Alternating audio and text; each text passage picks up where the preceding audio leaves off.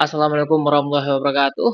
Perkenalkan, nama saya Abdul Haris. Saya mahasiswa Politeknik Negeri Lukus Mauwe pada jurusan Teknologi Informasi dan Komputer, program studi Teknik Informatika. Nah, pada video kali ini saya ingin menjelaskan dan juga mendemonstrasikan proyek akhir pada mata kuliah Computer Vision yang telah saya kerjakan, di mana saya membuat recognize bahasa isyarat Indonesia dengan deep learning menggunakan arsitektur konvolusional dan juga sequential. Jadi yang pertama saya ingin menjelaskan dataset yang saya gunakan.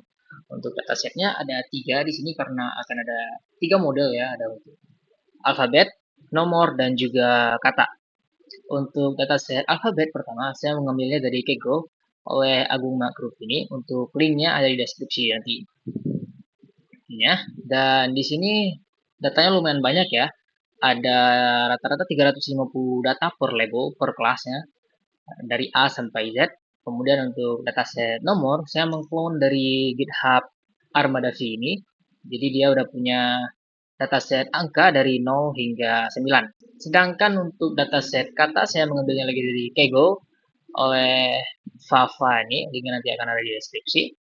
Dan di sini lumayan banyak ya kata yang ada ya, kayak untuk kategori 5W1H kayak apa, bagaimana, di mana, kapan, mengapa, siapa, kata ganti orang, kata kerja, kata sifat, dan berbagai kata lainnya.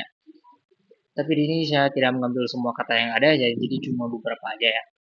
Nah, untuk datanya ada 50 data per kelas, belajar, berdiri, duduk, semua ada data 50 data. Dan di sini untuk dataset kata, datanya itu berupa video, berbeda dengan dua dataset sebelumnya kayak alfabet dan juga number yang menggunakan data gambar statis. Jadi di sini model yang saya gunakan juga berbeda.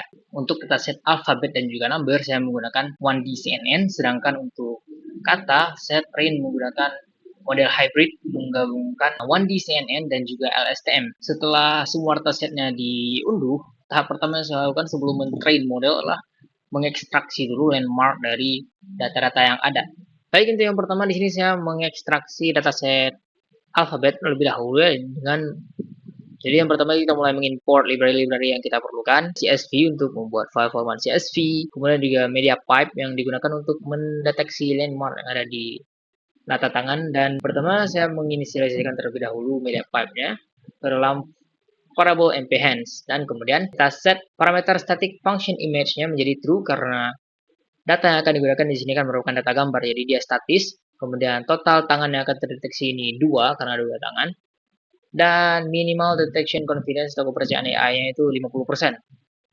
Terus kita tentuin lokasi folder yang akan digunakan, di folder datasetnya ada di mana, output foldernya yang akan disimpan ke folder apa, dan juga nama file yang akan disimpan sebagai landmark di situ .csv, command csv.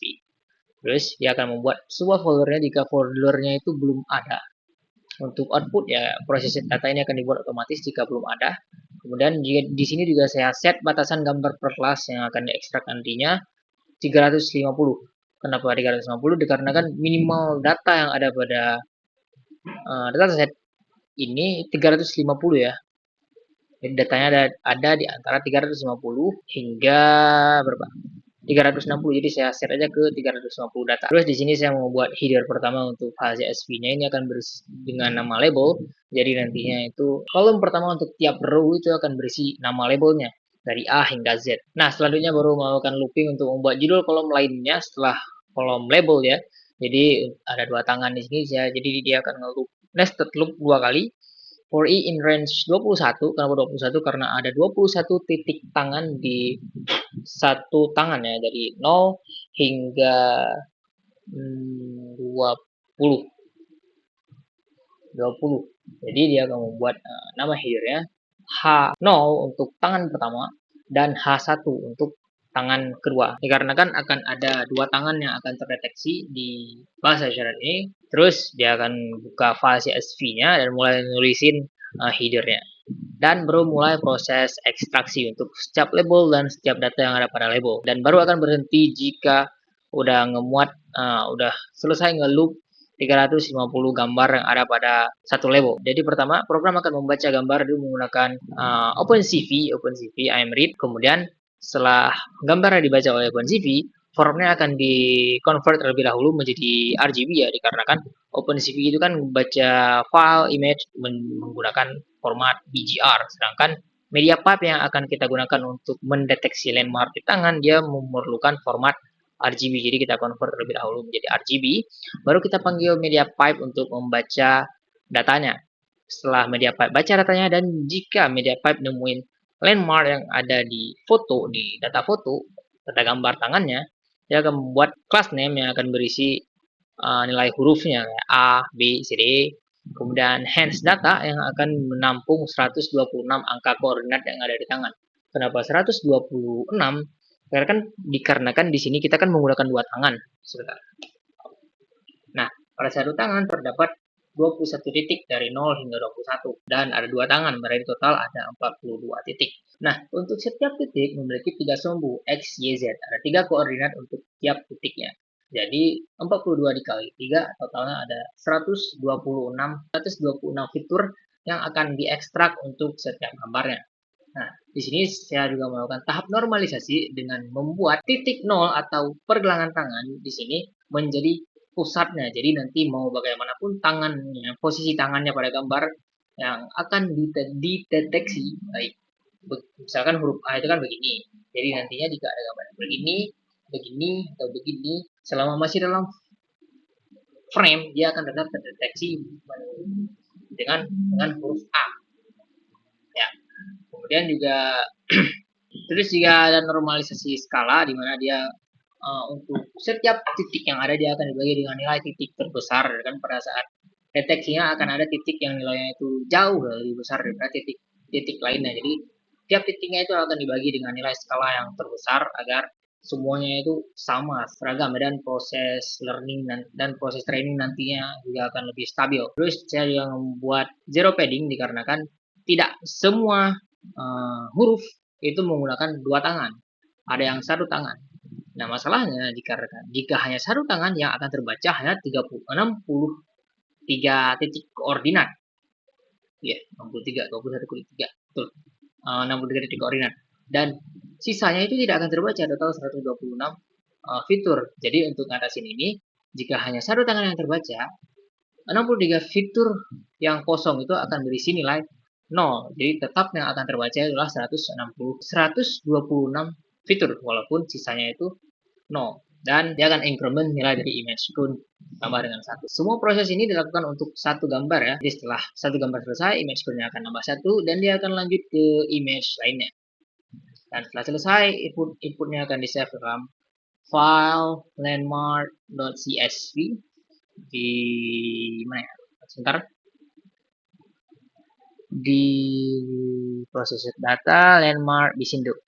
Nah, ini format ya, ini hasil yang udah diekstrak ya. Kolom pertama untuk tiap row ini berisi labelnya, kemudian koordinat X untuk tangan pertama, koordinat Y tangan pertama, koordinat Z tangan pertama, dan titik, dan seterusnya. Ini cukup panjang, cukup besar filenya. Nah, untuk selanjutnya ekstraksi number ini sama ya, prosesnya seperti ekstraksi alfabet ya, dia juga membaca tiap data yang ada di kelasnya, kemudian dinormalisasi dengan ngeset titik 0 menjadi pusatnya, kemudian untuk tiap titiknya akan dibagi dengan koordinat terjauh, nilai koordinat terjauh, ngeset zero padding, dan nyimpannya dalam file landmark number.csv.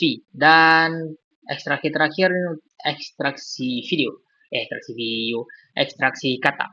Karena data dari kata itu kan merupakan file video, jadi di sini ada perbedaan ekstraksinya dengan ekstraksi alfabet dan juga number. Baik, jadi format output yang akan disimpan dalam berupa NPY, kemudian juga di sini saya membuat sequence length yang dimana nantinya setiap video itu akan direpresentasikan menjadi 30 frame agar panjang datanya itu tetap seragam ya. Misalkan ada video yang lebih dari beberapa detik, frame-nya tetap akan 30 yang diambil semuanya biar tetap sama. Terus di sini mulai inisialisasikan media pipe. Yang berbeda di sini untuk static image mode-nya ini false karena datanya itu kan dinamis, tidak static. Tangan yang dibaca tetap 2 dengan minimal detection kepercayaan AI yang dalam deteksinya ini 50%. Terus di sini ngebuat list kosong untuk menyimpan data fitur dan label. X ini akan menyimpan fiturnya dan Y ini akan menyimpan labelnya.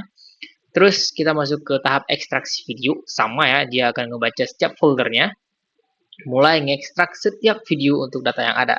Tapi dia bakal ngecek terlebih dahulu apakah format ini MP4, AVI, MOV, dan MKV. Jika bukan di antara ini, dia akan skip, dilewatin. Kemudian ngebuka video menggunakan OpenCV untuk diproses, dibaca, dan ngambil jumlah frame total dalam video. Jadi dia akan ngambil total frame yang ada dalam video.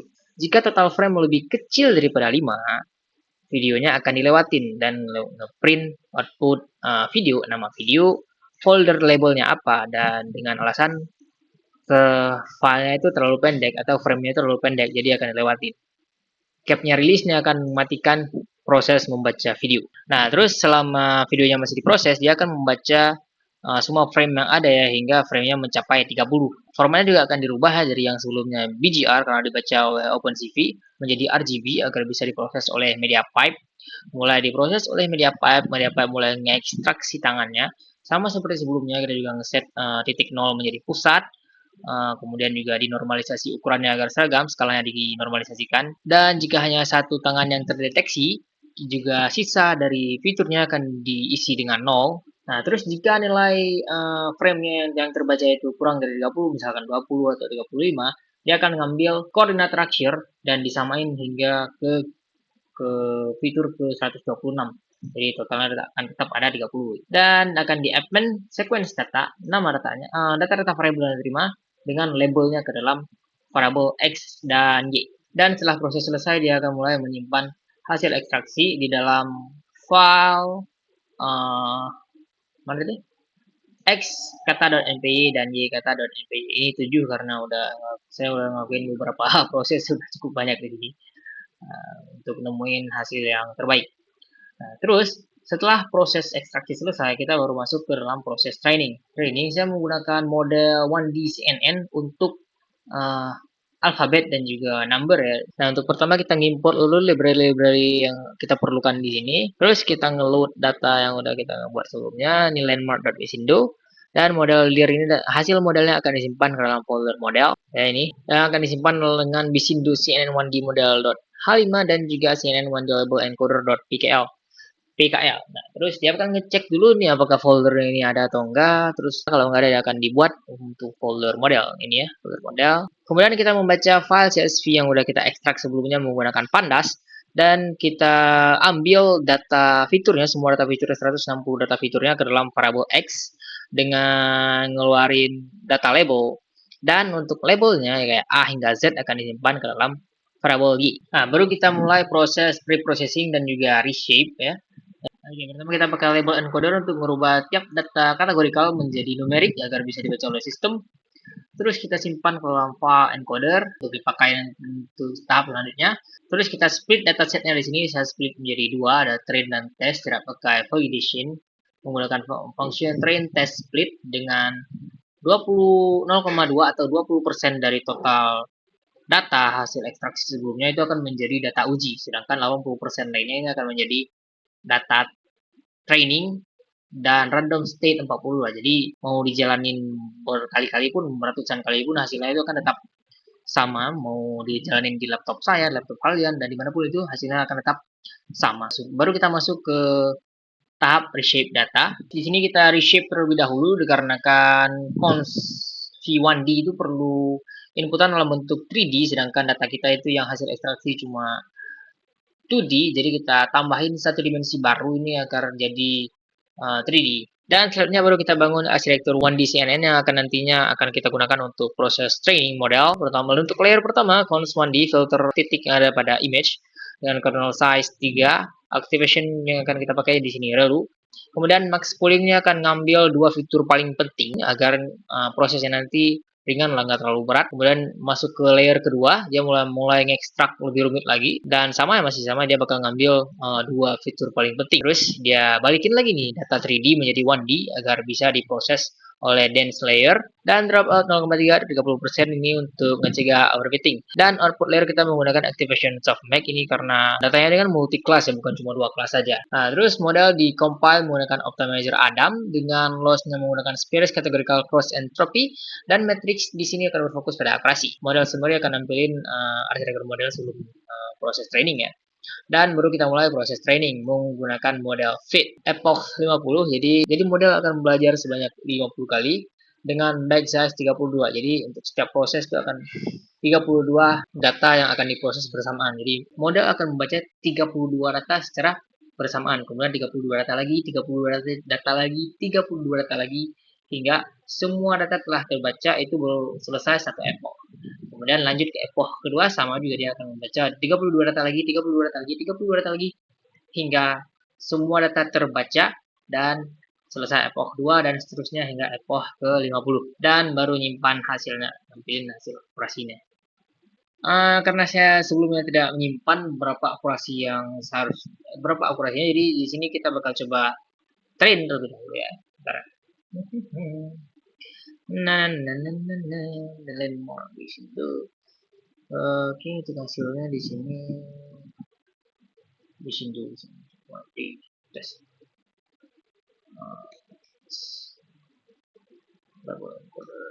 Tes.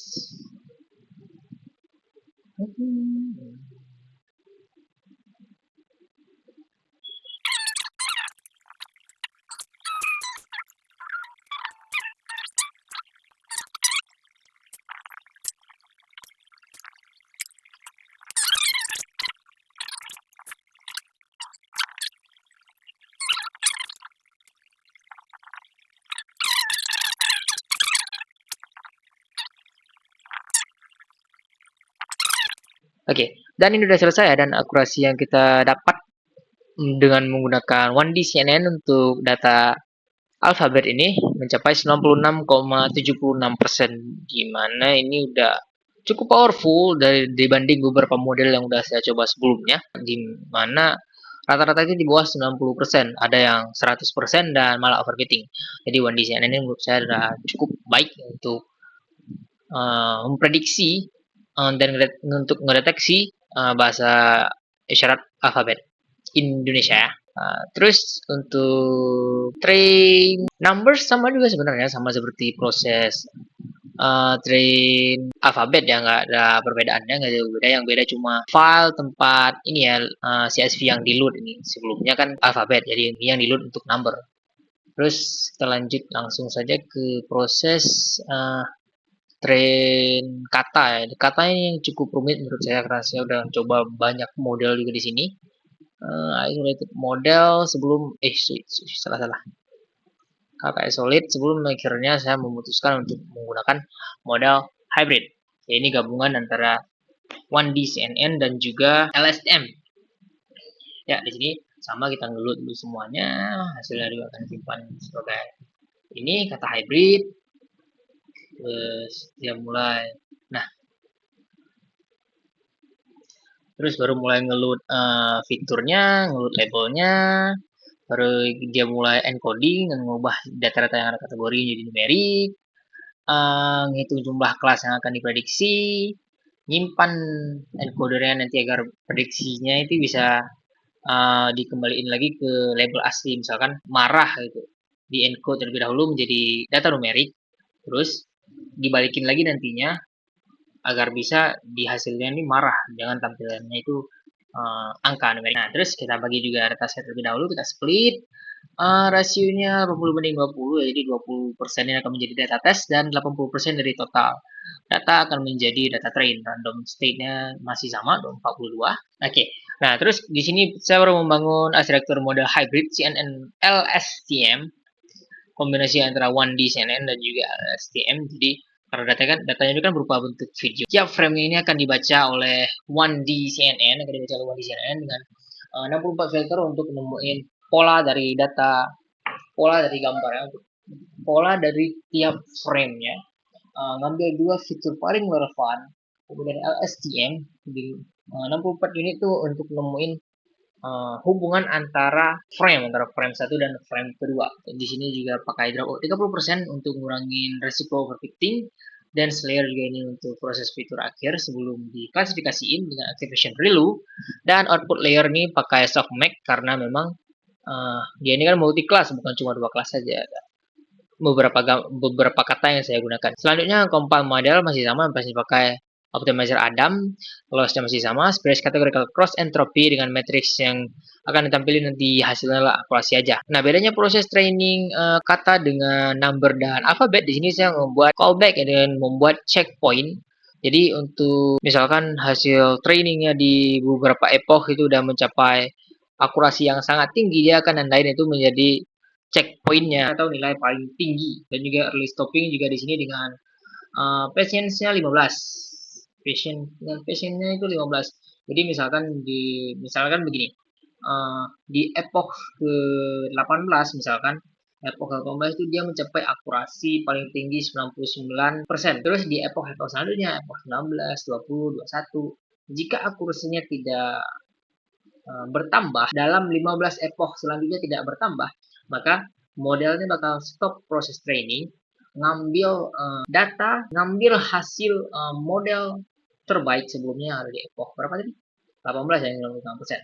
Tapi kalau misalkan di epoch ke 15 setelah 18 ini ada peningkatan misalkan 99,1%, maka checkpointnya akan di set ke epoch tersebut 99,1%, dan dia akan nunggu lagi 15 epoch selanjutnya apakah ada peningkatan atau tidak. Lebih dari 15 epoch tidak ada peningkatan, model akan stop, ngambil model terbaik dan akan disimpan. Akurasinya ini kalau tidak salah 98,4%, 98,40%. Jadi tidak saya train ulang lagi karena prosesnya cukup lama untuk training kata ini ya. Jadi langsung aja kita masuk ke website yang udah saya buat. Baik, untuk website ini saya menggunakan client server architecture dengan backend yang menggunakan Python Fast API ya. Import terlebih dahulu library yang kita perlukan, kemudian juga setup struktur login yang tampil info-info di terminal, jadi errornya itu bisa dibaca dengan mudah. Terus inisialisasi Fast API ya dengan titelnya Bisindo Recognition Server. Nah, terus dia membuat juga course ini agar tidak bentrok ya antara domain dari alamat dari port lain, kayak front end-nya itu kan beda port. Jadi di enable semua ini. Terus dia juga bakal import kerangka landmarknya, karena landmarknya di sini saya proses di back end ya, di mana ya? Apa ya? Reprocessing. Nah, ini dia bakal ngekstrak landmarknya langsung di back end. Baik, balik ke sini. Terus dia bakal ngambil path ke model-model yang sudah kita buat sebelumnya nih. Semua dari sini. Dia mulai ngebaca semuanya, try untuk alfabet, number, dan kata, dan mulai inisialisasikan media pipe. Ini sama kayak proses-proses sebelumnya yang ada di proses pelatihan ekstraksi sebelumnya dan lain-lain. Tapi di sini untuk ngebaca data tangan, untuk ngebaca data langsung dari apa namanya nih? Webcam atau kamera perangkat device user yang ngebuka webnya nanti ya. Oke, dengan static image modenya false karena ya kan yang akan ditangkap itu kan video. Terus maximum hands sama 2, tapi dengan detection confidence-nya itu 0,7 ada 70%. Lebih tinggi daripada sebelumnya, dan ini cuma 50%. Terus di sini dia juga ngebuat endpoint untuk ngecek apakah backend-nya itu hidup atau enggak. Hold. Terus juga untuk ngecek status dari apakah ketiga model ini berhasil di load di server apa gagal. Nah, terus baru di sini ngebuat WebSocket untuk komunikasi streaming atau komunikasi real time antara backend dan juga front end. Jadi front end itu bakal nangkap data atau data tangan dari kamera dan dikirimkan ke server melalui WebSocket. Nah, WebSocketnya akan menerima panggilan WebSocketnya akan menerima koneksi dari dari front end, dan ngebuat tunnel untuk komunikasi dua arah secara cepat. WebSocketnya ini akan nge-hold agar tunnel komunikasinya akan terus terbuka, jadi sistem itu bisa melayani data yang datang itu terus menerus. Nah, jadi di sini data yang akan dikirimkan itu kan berupa raw atau mode defaultnya itu akan berupa kata, bukan alfabet atau number, kecuali jika user nantinya pilih mode number atau alfabet, ya berarti data yang diterima itu akan berbeda. Jadi dia ngecek di sini mode aktifnya yang dikirimkan dari front end-nya itu apakah alfabet atau number atau word. Terus baru sebentar. Saya jelasin ini dulu ya. Saya akan menjelaskan front end-nya terlebih dahulu agar lebih mudah dipahami. Ya, jadi saya akan menjelaskan untuk front end-nya. Di front end ini saya bangun menggunakan React.js, dan data utamanya ini ada di halaman home.jsx, file home.jsx yang nantinya akan dipanggil di app.jsx, dan main.jsx yang memanggil app.jsx. Oke. Nah, awalnya kita bakal ngimpor hook one React dan juga third party yang akan kita gunakan pada file ini. Terus juga kita buat function home ini yang akan dipanggil nantinya oleh oleh app.jsx. Nah, jadi di sini kita mulai ngebuat variable useref atau variable statis ya, yang nilainya itu nggak akan berubah. Terus baru kita mulai membuat variable useState atau dynamics yang akan nyimpan data yang nilainya berubah. Misalkan kayak modenya mau dipilih kata, number, ataupun alfabet, prediksinya, confidence-nya juga akan berubah-ubah, teksnya, apakah kameranya aktif atau enggak, status, dan error message. Nah, terus di sini juga ada bagian untuk ngereset prediksi jika modenya tiba-tiba berubah. Misalkan saat ini user berada di mode kata atau di mode kata ngelakuin beberapa gerakan, sebelum selesai diprediksi tiba-tiba user berubah ke mode alfabet, jadi datanya itu bakal direset diulang lagi dari awal. Terus ini bagian ini yang bakal buka WebSocketnya ke backend. Backend jadi ngecek dulu apakah kameranya nyala, apakah WebSocketnya terbuka. Nah, jadi dia bakal mulai ngambil gambar dari kamera user menggunakan function getScreenshot dan akan diencode ke dalam format text base 64. Jika gambarnya itu berhasil ditangkap, gambarnya itu akan disimpan dalam format JSON beserta dengan mode yang dipilih oleh user, image-nya, dan dikirimkan ke backend menggunakan WebSocket, tunnel WebSocket yang sudah terbuka. Tapi kalau enggak, jika image-nya gagal dimuat, dia akan nampilin error, gagal mengirim frame kamera. Nah, ini di bagian front end saat menerima balasan dari back end. Kan tadi front end bungkus data gambar beserta mode yang dikirimkan ke back end. Nah, back end akan memproses, memprediksi, dan mengirim hasilnya kembali ke front end. Nah, front end akan nge-parse data JSON yang diterima, dan semua isi dari data ini akan disimpan ke dalam variable hasil, confidence, count, status, update, append, dan juga reset kata. Terus nilai dari useState variable ini juga akan berubah agar bisa menampilkan data terbaru di UI. Oke, kembali ke main.py di bagian di sini ya. Nah, ini dia bakal nangkap menerima image yang dikirimkan oleh menerima JSON yang dikirimkan oleh front end. Jadi pertama dia bakal nge-mirror terlebih dahulu gambar, karena kan biasanya kan emang kebalik ya. Karena biasanya itu kan image yang di-mirror, jadi akan dibalik terlebih dahulu agar sama ya. Jadi kiri tidak terlihat kiri, kanan tidak terlihat kanan, tidak terbalik. Kanan jadi kiri. Terus convert jadi RGB karena dibaca sebelumnya oleh OpenCV jadi BGR kan, jadi convert. Mulai dianalisa oleh MediaPipe. Ini sama seperti proses-proses sebelumnya ya. Oke, ini untuk wadah awal ya, untuk nampung hasil tebakan nantinya di hasil prediction set non, confidence 00, status label, ya semuanya masih di full lah karena masih awal sebelum dimasukin isinya.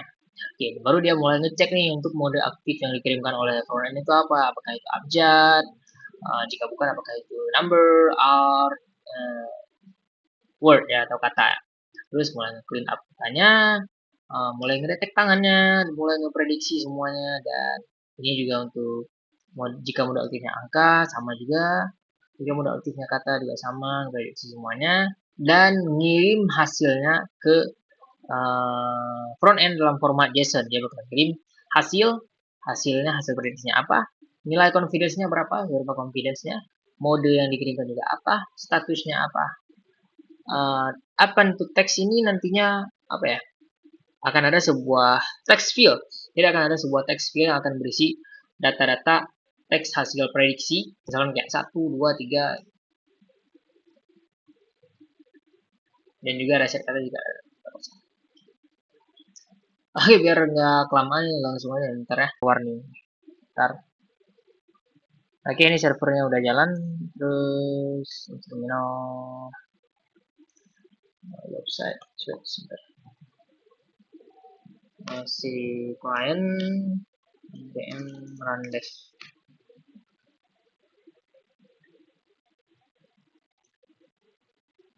Kenapa nggak mau aku buka? Nah, sebentar. Baik. Ini karena belum ada tangan yang terdetek. Ini karena nggak ada tangan yang terdeteksi ya, jadi ini sebentar. Ini udah kata. Kita mulai dari mode abjad terlebih dahulu. Ini karena nggak ada tangan terdeteksi, karena nggak tidak ada tangan yang terdeteksi, jadi akan tampil tidak ada tangan yang terdeteksi. Tapi muncul dikit aja dia akan langsung mulai prediksi. Mulai muncul Oke, mulai. Nah, ini bagian teks ini akan nyimpan semua kata ataupun abjad dan juga angka yang muncul. Oh, mode ini ya. Nah, satu. Nah, dia akan muncul di satu.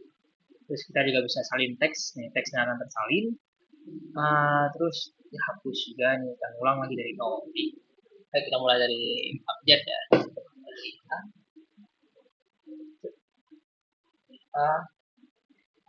B, C, C, C, C, E, E, Oke, semua lagi. F, G, H, I, J, K, L, L, L, M, M, N, O, P, Q, R, S, S, T, U, V, W, W, X, Y, dan Z. Oke. Terus untuk angka itu 0, 1, 2, 3, 3, 4,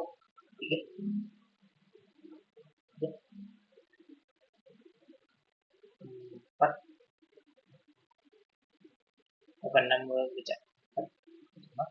5, 5, 6, 7, 8, 9, nah, 0. Untuk mode kata sekarang, sabar, wait, sabar, marah, itu marah, lagi, sedih, bingung. Oke, nama,